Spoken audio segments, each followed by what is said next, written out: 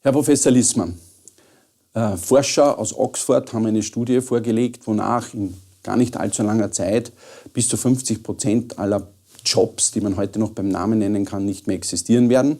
Wenn diese Studie auch mittlerweile in sehr polarisierter Diskussion steht, die Frage wirft sich doch irgendwo auf, was tut man, wenn man sozusagen sich vor so einem Szenario stehen sieht?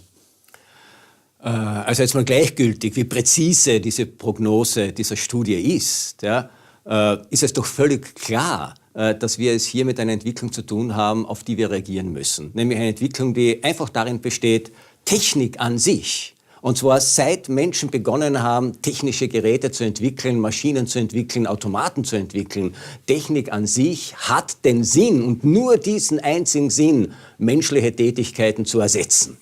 Das heißt also völlig egal, ob das jetzt konkret diesen Job oder jenen Job, den Job des Chirurgen oder den Job des Journalisten auch betreffen wird. Je avancierter Technik ist, je besser Technik funktioniert, desto mehr menschliche Tätigkeiten können ersetzt werden und desto radikaler stellt sich die Frage, was machen wir dann?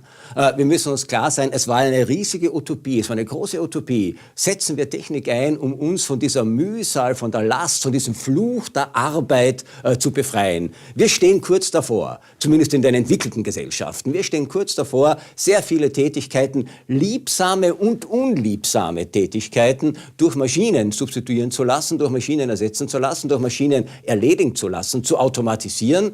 Und ganz radikal stellt sich die Frage, ja, und wozu sind wir dann noch da? Was machen wir jetzt? Das heißt also, eine der großen Herausforderungen der Zukunft wird sein, sich darüber den Kopf zu zerbrechen. Erstens, wie können Menschen leben, rein ökonomisch und sozial leben, die keinen herkömmlichen Arbeitsplatz mehr haben werden, nicht weil sie faul sind, nicht weil wir eine Konjunkturkrise haben, sondern weil es diese Form von Arbeit nicht mehr geben wird. Wir dürfen nicht vergessen, so wie wir arbeiten, arbeiten wir erst seit 200 Jahren. Das heißt, das ist ein vorübergehendes Phänomen gewesen. Und das Zweite wird es dann sein, womit füllen wir dann unser Leben aus? Mit welchen Tätigkeiten verbringen wir unsere Zeit? Und hier ist es ganz, ganz sinnvoll, um die Fragen der Zukunft bewältigen zu können, einen Blick in die Vergangenheit zu werfen. Es hat ja in der Welt, in der Geschichte immer wieder Kulturen gegeben, wo Menschen gelebt haben, die nicht im herkömmlichen Sinn gearbeitet haben. Denken wir an die Antike.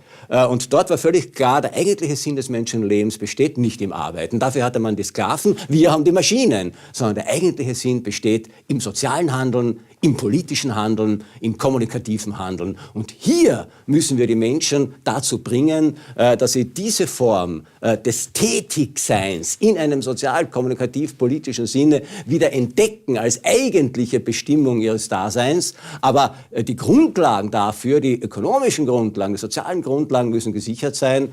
Deshalb denke ich, dass über kurz oder lang kein Weg an einem bedingungslosen Grundeinkommen, wie immer wir das dann bezeichnen werden und wie immer wir es technisch durchsetzen werden, vorüberführen wird. Sehr spannend. Herzlichen Dank, Herr Professor. Danke Ihnen.